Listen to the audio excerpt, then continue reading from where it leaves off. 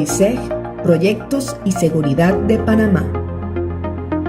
Bajo el sello de profesionalismo, es una empresa comprometida a desarrollar un servicio asertivo y oportuno en materia de prevención.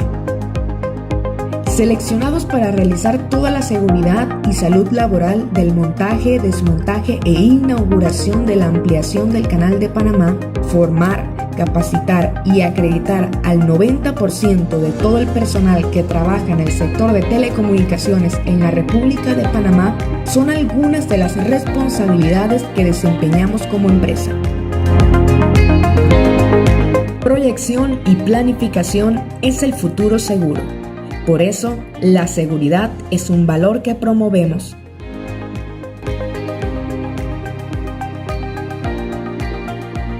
Es mejor estar preparado para algo que nunca va a suceder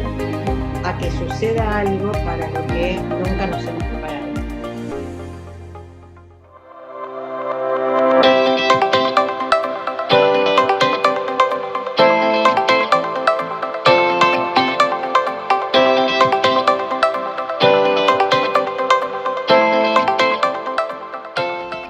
Soy argentina. Nací en una familia de españoles inmigrantes, lo cual nos signó en la cultura de la posguerra civil española y el ahorro y el trabajo y la dedicación. Soy casada, tengo 2 hijos ya grandes, una licenciada en higiene y seguridad y otro administrador de empresas. Me dedico a la toxicología, soy médica. Mi primera especialidad fue la psiquiatría, así que empecé con la salud mental y después con el tratamiento de los consumos problemáticos de sustancias. Eso me llevó a estudiar toxicología para entender a mis pacientes en los que no sabía si los problemas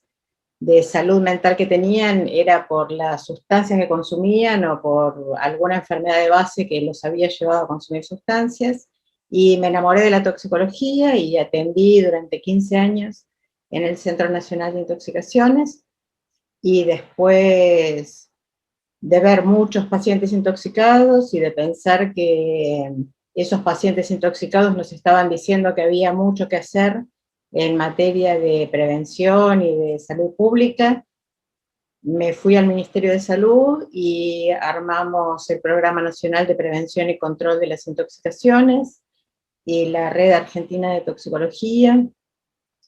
y nos conectamos con Latinoamérica y armamos la Red de Toxicología de América Latina y el Caribe,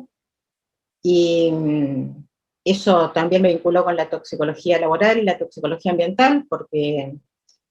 el programa de prevención y control de las intoxicaciones en el Ministerio de Salud es un programa que está dentro del Departamento de Salud Ambiental, dentro de lo que era la Dirección Nacional de Determinantes de la Salud. Entonces había una visión importante de todos aquellos factores del ambiente de trabajo y del ambiente general que determinaban los problemas de salud y más concretamente las intoxicaciones ambientales y laborales. Y llegué a la toxicología laboral y soy profesora de toxicología en la Facultad de Medicina de la Universidad de Buenos Aires para el pregrado y para el posgrado, y en varios posgrados de higiene y seguridad en el trabajo, donde me ocupo de dar la materia de toxicología laboral, y eso me conectó con la realidad de los ingenieros y los licenciados en higiene y seguridad, y el asesoramiento también de empresas que necesitan, digamos, ¿no?, la comprensión de los accidentes, de las intoxicaciones agudas como accidentes laborales, o de las intoxicaciones crónicas como enfermedades profesionales.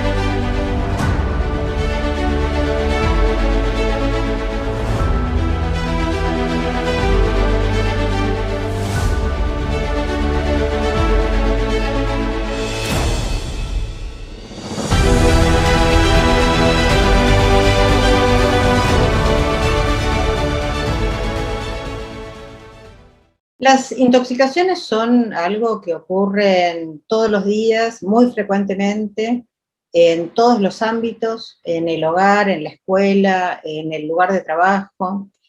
Y si hay una intoxicación frecuente es la intoxicación con monóxido de carbono, por ejemplo. Yo recuerdo una enfermera que trabajaba conmigo en la guardia del hospital, que un día viene con el esposo, los hijos, su mamá,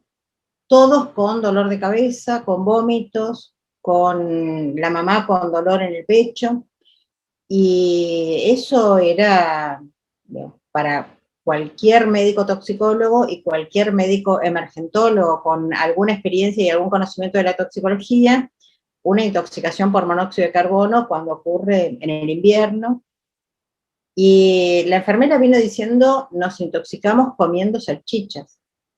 Y le dijimos, mirá, esto podrían no ser las salchichas, pensemos en una intoxicación por monóxido de carbono. No, no, no, no, en mi casa no hay ninguna fuente que pueda llegar a producir monóxido de carbono. Ella había atendido pacientes intoxicados con monóxido de carbono con nosotros. Y tuvimos que hacer los análisis, se le midió la carboxiemoglobina en sangre, se encontró que tenía carboxiemoglobina en sangre, su mamá internada en terapia intensiva porque en realidad estaba cursando un infarto, porque digamos, la intoxicación por monóxido de carbono produce un deterioro de la función miocárdica por la falta de oxígeno. Y entonces el esposo fue a la casa a ver y encontró que el caño de escape de los gases del calefón, del calentador de agua, estaba tapado con caracoles, ¿no? Caracoles que ya habían hecho un tapón tan importante que los gases de combustión se acumularon adentro de la cocina. Claro, todos habían comido juntos en la cocina, en invierno, con las ventanas cerradas, se había acumulado el gas, pero la realidad es que, digamos, el paciente llegó diciendo, me intoxiqué con salchichas. Y tuvimos de estos montones de casos, todos los años algún caso que venía de 3 unidades asistenciales diferentes, donde le habían dado algo para los vómitos, le habían dado algo para el dolor de cabeza, digamos, habían pensado que habían tenido otra causa, como por ejemplo algún alimento, y esto era una intoxicación por monóxido de carbono. Estas intoxicaciones se ven mucho en el ambiente laboral, en todos los lugares donde hay motores de combustión interna, y entonces me refiero a la importancia digamos, de por ahí encontrar, digamos, cuáles son las historias que cada uno tiene, porque recuerdo clases donde un alumno decía, entonces, esa paciente que yo fui a buscar a la casa, que la diagnosticamos como un accidente cerebrovascular, esa pantallita infrarroja con la que calefaccionaba, era realmente la fuente de su cuadro clínico, ¿no? Entonces,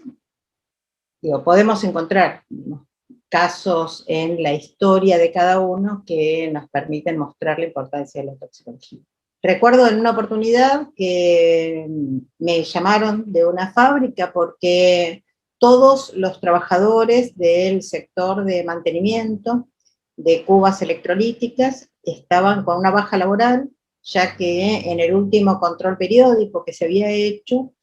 los valores del biomarcador de exposición que se había medido en la orina estaban por encima de los valores tolerables, y esto no era la primera vez que ocurría, entonces la aseguradora dictaminó que esos trabajadores tenían que permanecer durante 15 días fuera del lugar de trabajo y volver a ser evaluados. Entonces, digamos, me pidieron que los ayudara a identificar, digamos, qué es lo que mejor podían hacer para solucionar las cuestiones de medio ambiente de trabajo y condiciones de trabajo. Y claro, hablando con cada uno de los servicios, la gente del Servicio de Higiene y Seguridad hacía todo bien,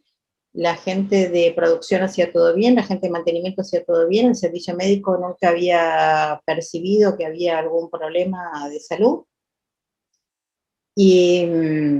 frente a esa situación, digamos, lo que propuse y lo que hicimos fue ir con todos, con representantes de todos estos servicios, a recorrer los sectores de la empresa donde podía haber exposición al agente químico,